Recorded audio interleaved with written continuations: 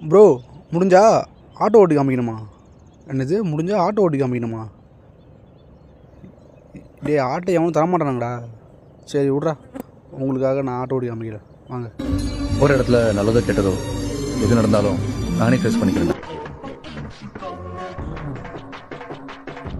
போட்டலாமா?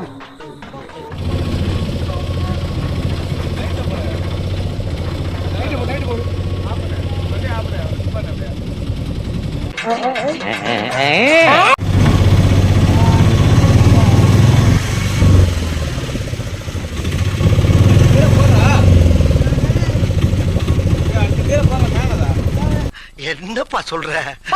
செத்தத கூடவா மறப்பாங்க?